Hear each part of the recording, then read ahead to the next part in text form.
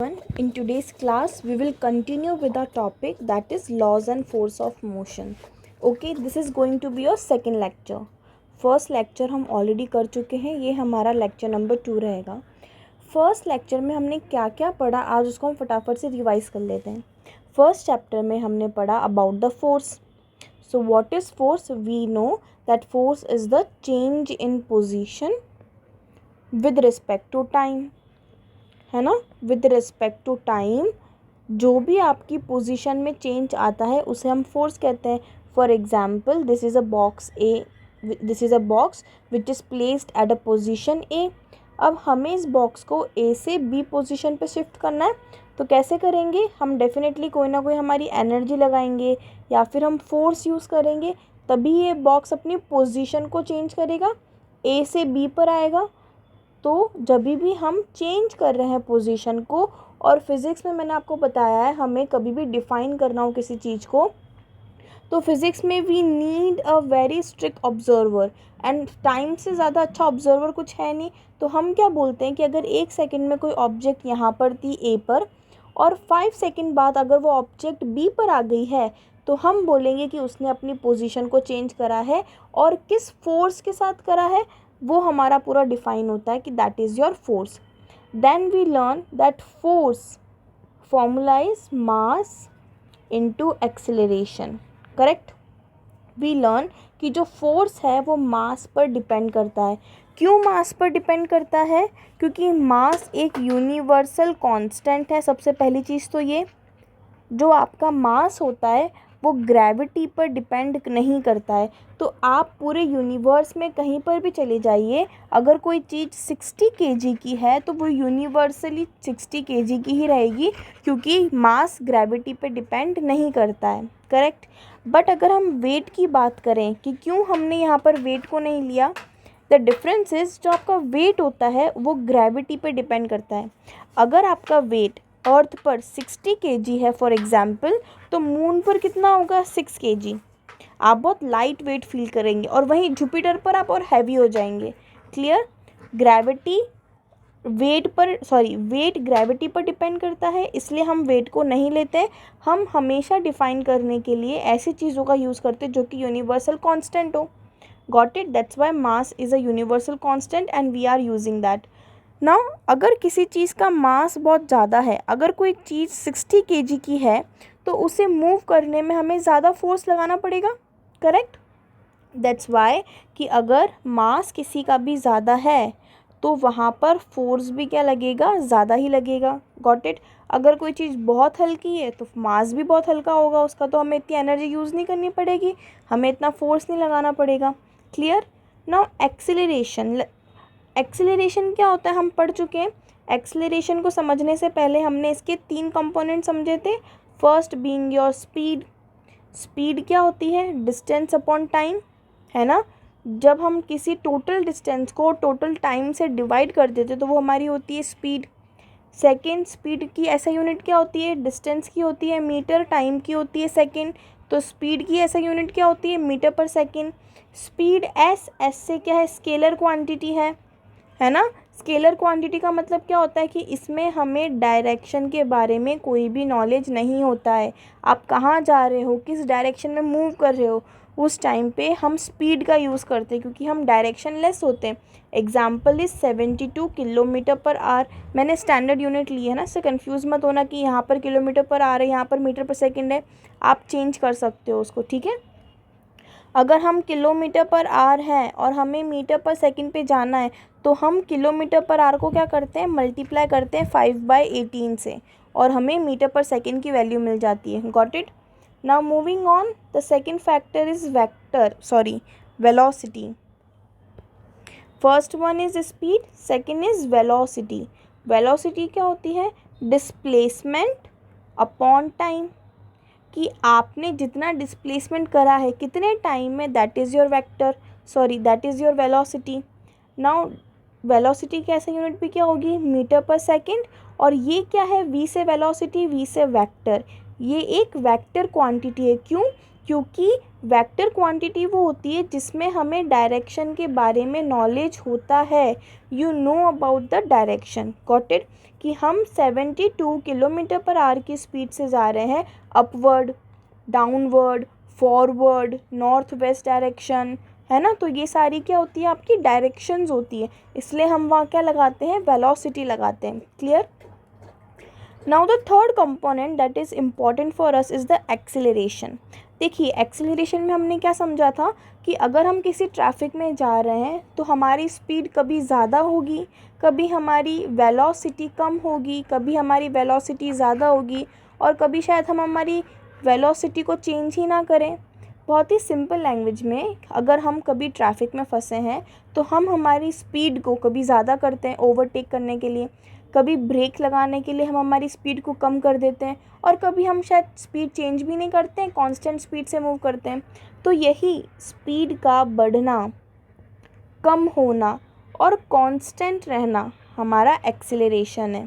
Now it is clear. अगर इसके formula की बात करें, the formula is change in velocity, है ना।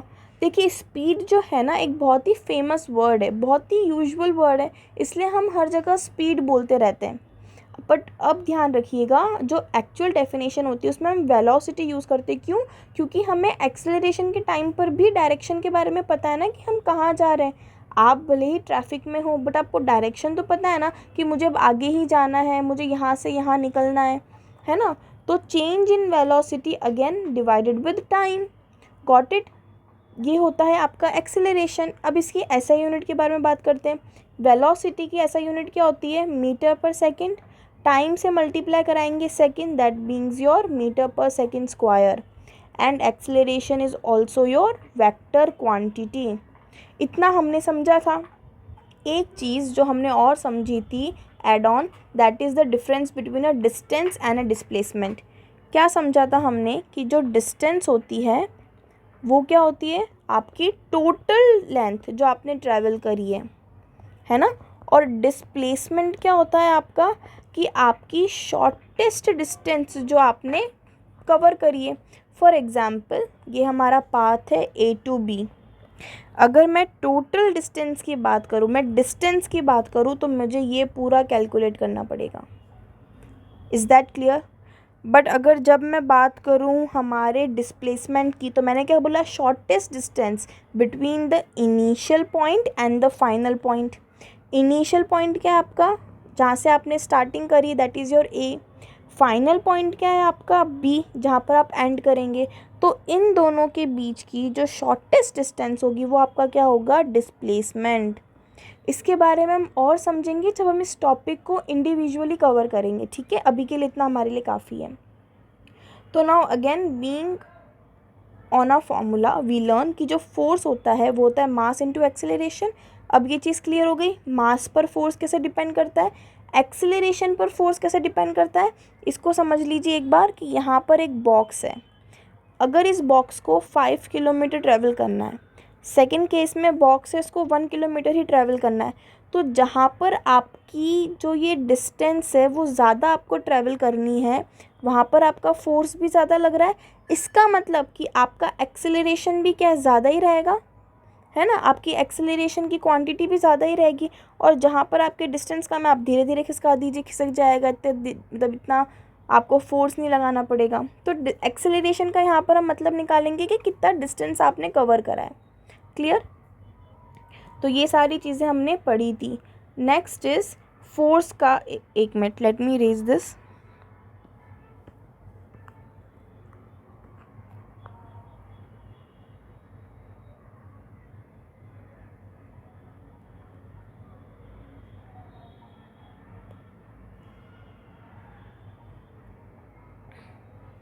Okay, so now next is what is the SI unit of force.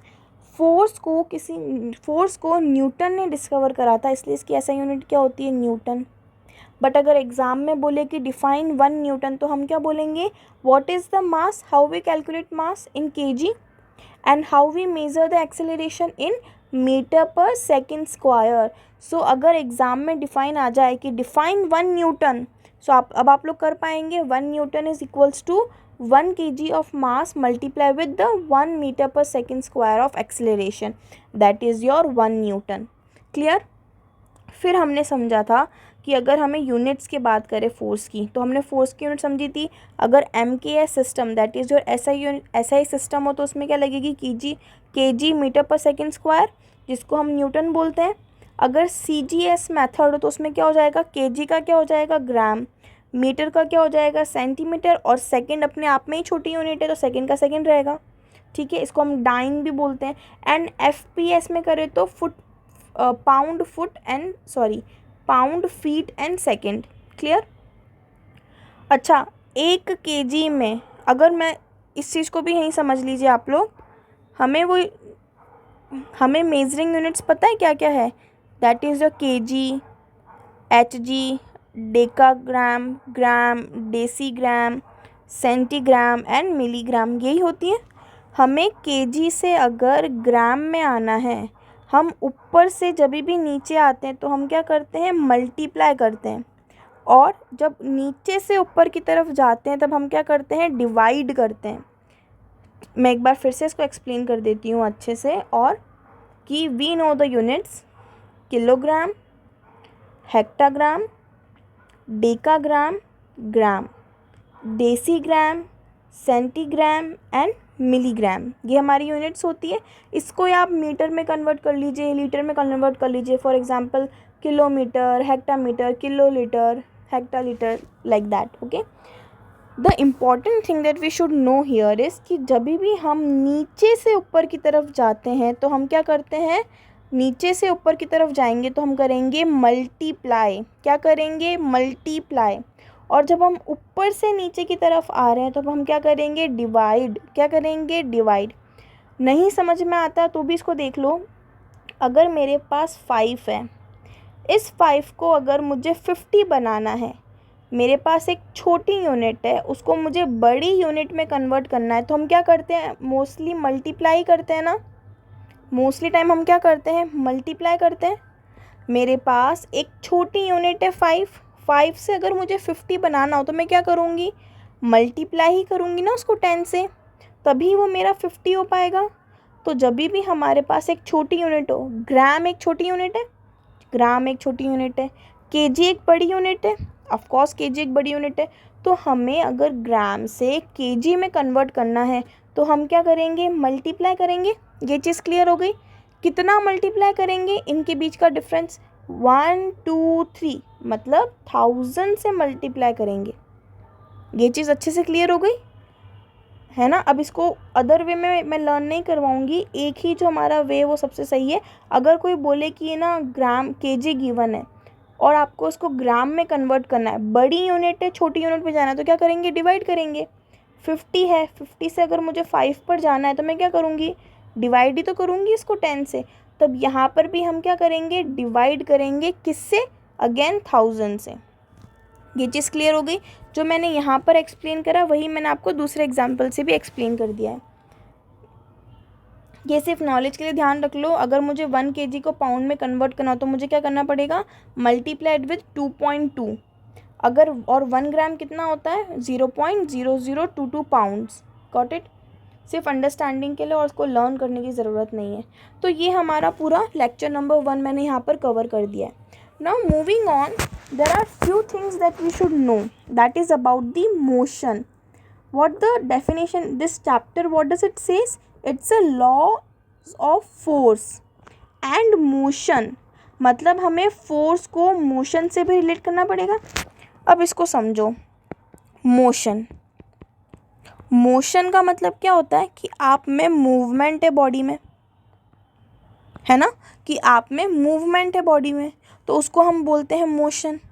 Body जो होती है उसके 2 टाइप होते हैं मूवमेंट के या फिर पोजीशन के, है ना। आपकी जो बॉडी होती है उसकी 2 पोजीशंस होती है बेसिकली। एक पोजीशन होती है रेस्ट की, दूसरी पोजीशन होती है मोशन की, है ना। रेस्ट की पोजीशन को हम स्टेशनरी पोजीशन भी बोलते हैं। इसका मतलब क्या होता है कि आप में कोई भी मूवमेंट नहीं है, आप बैठे हुए हो। अगर अभी आप इस लेक्चर को सुन रहे हो तो आप कहीं बैठकर सुन रहे हो, तो वो पोजीशन क्या है, रेस्ट की पोजीशन है। क्लियर। मोशन का मतलब क्या होता है, मैंने आपको अभी बता दिया कि मूवमेंट, आप हिल रहे हो, आप कहीं पे घूम रहे हो। अगर आप रनिंग कर रहे हो तो हम उसको क्या बोलेंगे, मोशन। अगर आप चल रहे हो तो उसको हम क्या बोलेंगे, मोशन बोलेंगे। क्लियर? इसको और अच्छे से समझते हैं। For example this is a train, है ना, ये हमारी ट्रेन है। इस ट्रेन में आप लोग अंदर बैठे हुए हैं। नाउ माई क्वेश्चन इज़ कि क्या ये ट्रेन मोशन में है? The answer is yes. Train तो मूव कर रही है, ट्रेन तो मोशन में है। क्या आप लोग मोशन में हैं जो इसके अंदर बैठे हुए हैं? नहीं, आप लोग किस स्टेट में है? रेस्ट पोजीशन पर है। आप लोग थोड़ी हिल रहे हैं, आप लोग तो अंदर ही बैठे हुए हैं ना। ट्रेन मूव कर रही है तो ट्रेन मोशन में है, लेकिन आप लोग क्या है, रेस्ट की पोजीशन में है। ये चीज़ क्लियर हुई? अब कोई टीसी आया, वो मूव कर रहा है, तो हम उसको क्या बोलेंगे कि टीसी मोशन में है।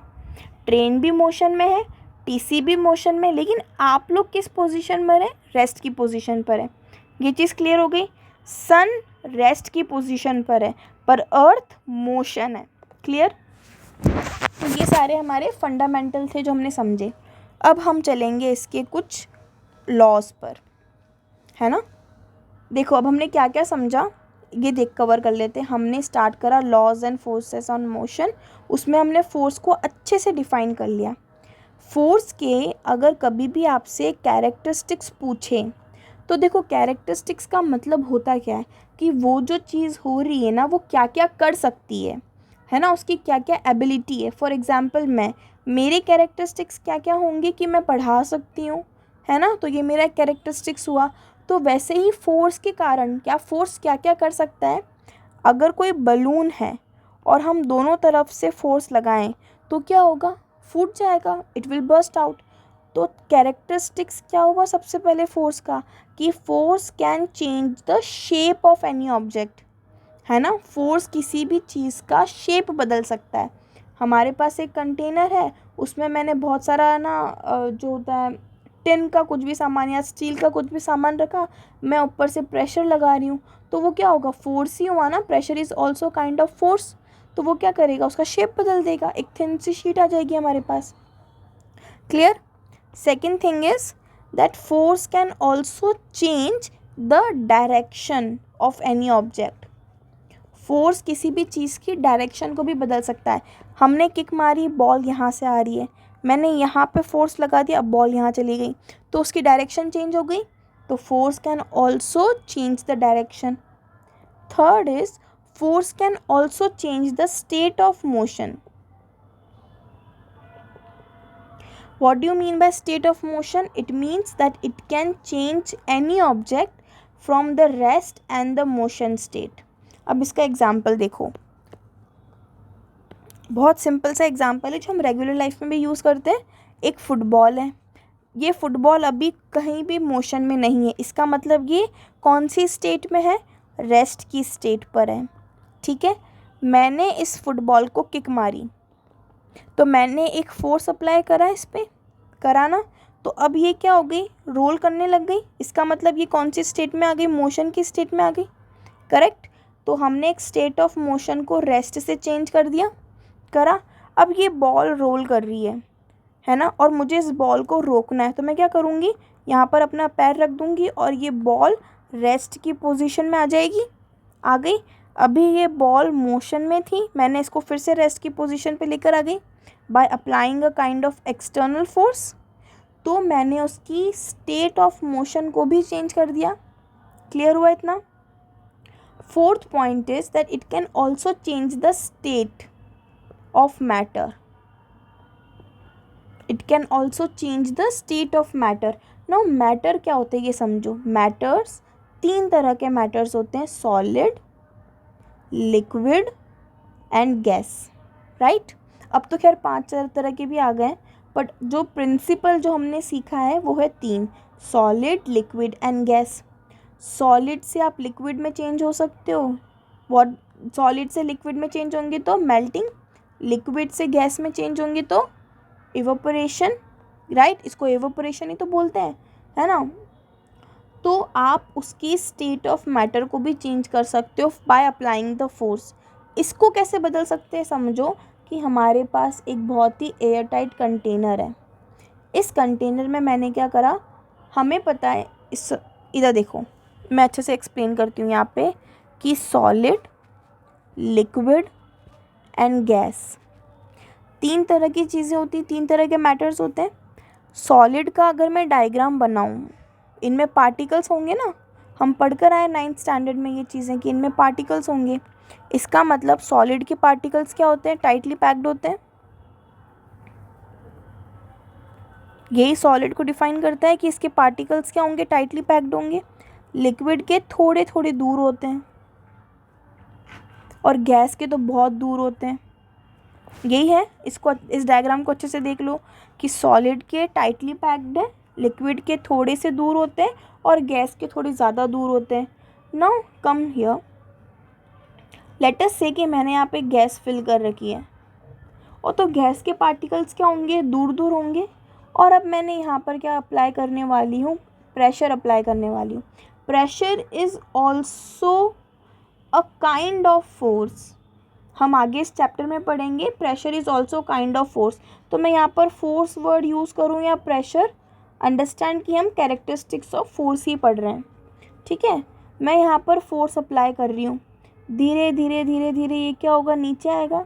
तो जब ये नीचे आएगा तो उससे क्या होगा? यहाँ पे जो ये पार्टिकल्स हैं गैस के, वो धीरे धीरे पास में आने लग जाएंगे, है ना। अब ये they are not that separated. जैसे हम प्रेशर लगा रहे हैं, ये जो पार्टिकल्स पहले इतने दूर दूर थे, अब वो बहुत पास में आने लग गए। इसका मतलब कि slowly slowly they are changing their state from gas to liquid. और अगर प्रेशर अप्लाई करूँगी तो ये तो और पास में आ जाएंगे, तो ये लिक्विड से सॉलिड में भी कन्वर्ट हो गए, हुआ ना। तो मैटर भी चेंज हुआ, स्टेट ऑफ मैटर चेंज हुआ। क्लियर हुआ ये सारी बातें? Now let me erase this. So हमने क्या समझा अभी? हमने यहाँ पे कैरेक्टरिस्टिक्स ऑफ फोर्स भी देख लिए। क्या क्या थे characteristics of force? That it can change the shape, it can change the direction, it can also change the state of motion. And what are the two states of motion? Rest and motion, a movement. Fourth, it can also change the, what it can change? It can change the state of matter.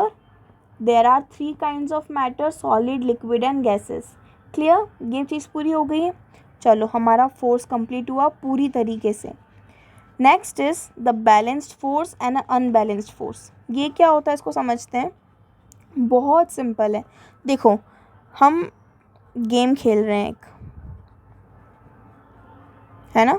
ये वाला game हम सब ने देखा ही होगा कि बीच में एक रोप होती है, हम उसको खींचते हैं, तो हम एक गेम खेल रहे हैं।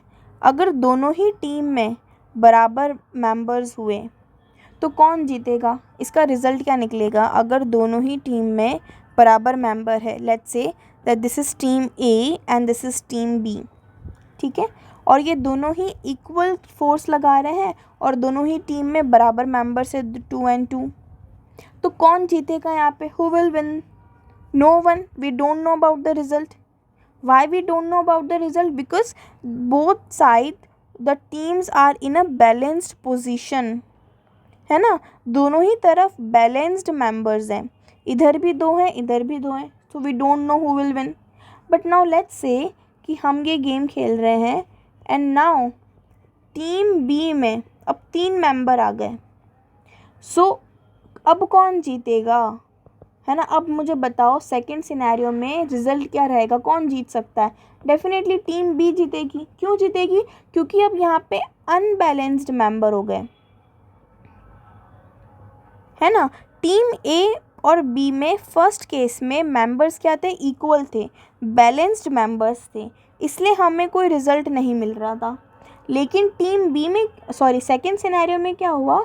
ए में 2 ही मेंबर रह गए और बी में क्या हुआ? 3 मेंबर आ गए, अनबैलेंस्ड मेंबर हो गए, इसलिए हमें एक रिजल्ट मिल गया। And who will win this game? Team B. क्यों? क्योंकि वहाँ पे फोर्स ज़्यादा अप्लाई हो रहा है। Got it? ये चीज़ है आपकी बैलेंस्ड और अनबैलेंस्ड फोर्स। बैलेंस्ड फोर्स क्या होता है? एक ऐसा फोर्स जिसमें दोनों तरफ से इक्वल अमाउंट ऑफ फोर्स लग रहा है, जिसके कारण रिजल्टेंट क्या होता है आपका? 0। We don't know about the result. लेकिन अनबैलेंस्ड फोर्स क्या होता है? जिसमें अनइक्वल फोर्स लग रहा है दोनों साइड से, and we do know the result, वहाँ पर कुछ ना कुछ रिजल्ट की वैल्यू होती है, that is your unbalanced force. ये चीज़ क्लियर हो गई। इसका प्रैक्टिकल एग्जाम्पल क्या है, बहुत ही सिंपल है। आप वॉक कर रहे हैं, है ना, आप चल रहे हैं, हमें पता है कि हमारी बॉडी को अपोज करती है फ्रिक्शन, फ्रिक्शन फोर्स हमें मूव करने से रोकता है, लेकिन हमें तो आगे मूव करना है ना। तो जब हम आगे मूव कर रहे हैं और अगर हमारा फ्रिक्शन, इसको ध्यान से समझना, बहुत ही सिंपल सा एग्जांपल है, इसका कोई लॉजिक है कि नहीं है मुझे नहीं पता, बट आप बस इसको समझिए अच्छे से, कि अगर हम आगे मूव कर रहे हैं और हमारा जो फ्रिक्शन है वो हमें पीछे पुल करेगा, friction is opposing force, right. अगर इन दोनों की वैल्यू बराबर है, इक्वल है, तो आप मूव नहीं कर पाएंगे आगे, है ना। लेकिन आपके फ्रिक्शन की वैल्यू कम हो गई और आपने ज़्यादा फोर्स अप्लाई कर दिया, तो क्या होगा, आप आगे चलेंगे। Got it. एक बॉल है जो रोल कर रही है ना, तो वो थोड़ी देर रोल करेगी और थोड़ी देर बाद फिर से आके वो क्या हो जाएगी, रेस्ट की पोजीशन पर आ जाएगी। इवन अगर हम उसे रोकें नहीं तो भी रेस्ट पर हो जाएगी। क्यों? क्योंकि जब वो ये रोल कर रही थी ना यहाँ पे, तो यहाँ पे इसका जो रोलिंग फोर्स है वो ज़्यादा था, अनबैलेंस्ड फोर्स। लेकिन जैसे ही वो रेस्ट पर आने लग गई, हम क्या बोलेंगे कि यहाँ पर क्या हो गया, बैलेंस्ड फोर्स आ गया, है ना। ना तो वो आगे बढ़ पा रहा है, ना ये मतलब फ्रिक्शन ने इसको रोक दिया, और क्यों, क्योंकि बैलेंस्ड फोर्स आ गया वहाँ पे। ये चीज़ क्लियर हो गई। तो ये इसका एप्लीकेशन है, बहुत ही जनरल एप्लीकेशन है। तो हमारा बैलेंस्ड एंड अनबैलेंस्ड फोर्स भी क्लियर हो गया। अब चलते हैं हम हमारे सेकंड टॉपिक पे, that is Newton's laws of motion. सबसे इम्पॉर्टेंट चीज़, अब हम लॉज के बारे में पढ़ेंगे। लॉज क्या होते हैं, जो देखो दो चीज़ें होती है, एक तो होते हैं आपके लॉज, है ना, और एक और चीज़ प्रिंसिपल्स। ठीक है, लॉज क्या होते हैं ना, जो फिक्स्ड होते हैं, एक तरह से फिक्स्ड होते हैं, इनका कोई मतलब ऐसा है, तो पेड़ से अगर कोई एप्पल गिरेगा तो नीचे ही गिरेगा, ये फिक्स्ड है, तो इसको हम एक तरह से लॉ बोल सकते हैं। लेकिन जो प्रिंसिपल्स होते हैं ना, उनमें क्या होता है ना, आप उनको, उनमें कुछ ना कुछ उनके नेगेटिव फैक्टर्स होते हैं, मतलब उनके कुछ ड्रॉबैक्स होते हैं। टू बी वेरी ऑनेस्ट, इनके कुछ ड्रॉबैक्स होते हैं, तो उसको हम प्रिंसिपल बोलते हैं। लॉस के कोई ड्रॉबैक इतने होते नहीं है, बस ये इसका एक माइन्यूट सा डिफरेंस था, काम का लगे तो याद रख लेना, वरना चलिए ठीक है। लॉज के बारे में हम पढ़ते हैं। न्यूटन के लॉज ऑफ मोशन 3 है, तीनों को अच्छे से समझेंगे। फर्स्ट लॉ ऑफ मोशन बात करता है इनर्शिया एंड मास के बारे में। मास हमें अच्छे से पता है, जो ग्रेविटी पे डिपेंड नहीं करता, यूनिवर्सल कांस्टेंट रहता है, हम इसको हर फार्मूला में यूज़ करते हैं, very clear. But what is inertia, inertia के बारे में बात करते हैं हम, है ना। इधर देखिए, inertia, inertia is nothing, it just your laziness, और आप बोल सकते हो कि आप किस स्टेट में हो, है ना, आप किस स्टेट ऑफ मोशन में है, उसको हम बोलते हैं inertia, that's it. What do you mean by inertia, इसको अच्छे से समझो। अगर कोई बॉल है वो रेस्ट की ही पोजीशन में है, तो अभी मैं क्या बोलूँगी कि इसका इनर्शिया क्या है, इसका इनर्शिया रेस्ट है ना, ये रेस्ट की पोजीशन में ही रहेगा। जब तक मैं इस पर एक्सटर्नल फोर्स ना लगाऊं, जब तक मैं इस बॉल को किक ना करूं, क्या ये बॉल अपने आप हिलेगी। हवा, अगर आप लोग बोलेंगे कि हवा, विंड, तो wind is also kind of external force, तो वो भी एक एक्सटर्नल फोर्स है ना। क्या खुद से ये हिल पाएगी, नहीं, कभी भी नहीं हिलेगी। अगर आप हवा भी बोलते हैं ना, तो वो भी that is also your kind of external force, तो इसको भी हम कंसिडर नहीं करेंगे। अगर कोई बॉल है तो वो रेस्ट की पोजीशन में है, तो वो रेस्ट की पोजीशन में ही रहेगी जब तक हम कोई एक्सटर्नल फोर्स ना लगा दें। Even your wind, wind is also external force, नहीं रहेगी ना, नहीं हिलेगी वो। Forget about it. Let's say हमारे पास एक बहुत बड़ा सा माउंटेन है, क्या ये माउंटेन खुद से हिल पाएगा, नहीं हिल पाएगा। क्यों? क्योंकि ये रेस्ट की पोजीशन में है। तो ये जो रेस्ट की पोजीशन है यहाँ पर, अभी जो ये मूवमेंट नहीं करने दे रही इसको, उसको हम क्या बोलेंगे, इनर्शिया। इनर्शिया एक तरह से आपका लेजीनेस है कि अगर आप कहीं बैठ गए तो अब आप बैठे ही रहेंगे, तो उसको हम क्या बोलेंगे, इनर्शिया ऑफ रेस्ट। अगर आप भाग रहे हैं तो आप कंटिन्यूअसली भागते रहेंगे भागते रहेंगे भागते रहेंगे, तो उसको हम क्या बोलेंगे, inertia of motion. Inertia represent कि आप अभी क्या काम कर रहे हैं कंटिन्यूअसली। अगर मैं बैठी हूँ अभी 1 घंटे से तो मैं क्या बोलूँगी, that is my inertia of rest, कि मैं 1 घंटे से बैठी हुई हूँ, पढ़ा रही हूँ एक ही जगह में, तो that is known as inertia of rest. लेकिन अगर कोई ट्रैवल कर रहा है 1 घंटे से तो उसको क्या बोलेंगे, इनर्शिया ऑफ मोशन, कि वो कंटिन्यूअसली ट्रैवल ही कर रहा है ना, वो कंटिन्यूअसली मूवमेंट में है। Is that clear. इनर्शिया क्या है, आपका लेजीनेस एक तरह से, कि अगर आप रेस्ट की पोजीशन पे हैं तो आप रेस्ट की पोजीशन में ही रहेंगे, चाहे 1 साल हो जाए, 2 साल हो जाए, चाहे कितना भी टाइम हो जाए। Sun is the prime example of inertia of rest, है ना, वो जहाँ है इतने सालों से, इतने डेकेड से वो वहीं है, ठीक है, तो that is known as inertia of rest. And all the planets are in the inertia of motion, कि वो कंटिन्यूअसली मूव करे जा रहे हैं, रिवॉल्व कर रहे हैं सन के अराउंड। अब क्लियर हुआ इनर्शिया क्या होता है। Inertia is your state in which you are that is your state, whether you are in a rest position or whether you are in a motion position, that represents your inertia. inertia clear हुआ अच्छे से। अब जो हमारा first law है वो कहता क्या है ये समझो। फर्स्ट लॉ क्या कहता है, अगर कोई चीज़ इनर्शिया ऑफ रेस्ट पर है तो वो थ्रू आउट रेस्ट पर ही रहेगी, और अगर कोई चीज़ इनर्शिया ऑफ मोशन में है तो वो थ्रू आउट मोशन में ही रहेगी, अनटिल अनलेस हम उस पर कोई एक्सटर्नल फोर्स ना लगा दें। फॉर एग्ज़ाम्पल, अगर ये बॉल है और अगर ये रेस्ट की पोजीशन में है तो ये लाइफ टाइम रेस्ट की पोजीशन में ही रहेगी, इसका इनर्शिया इसको हिलने ही नहीं दे रहा है।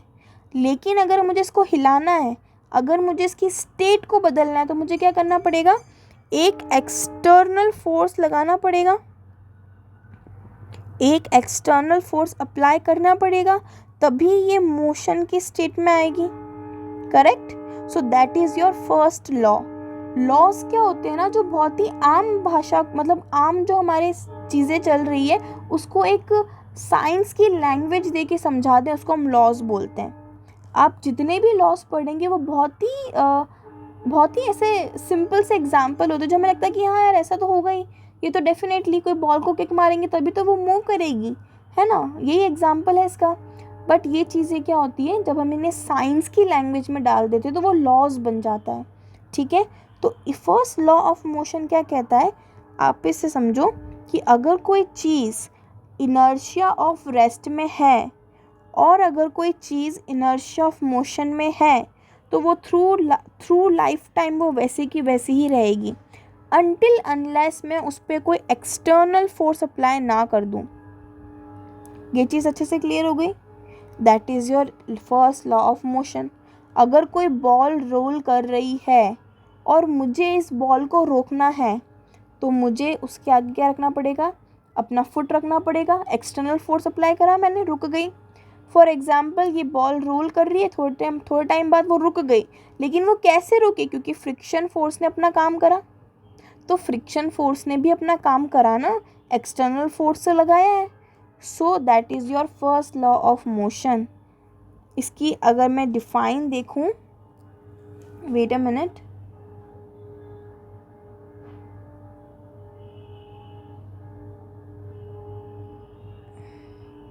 सी हम जो कर चुके हैं वो सारा यहाँ पर आ रहा है ना, जो भी एक्स्ट्रा होगा हम उसको और अच्छे से कवर कर लेंगे।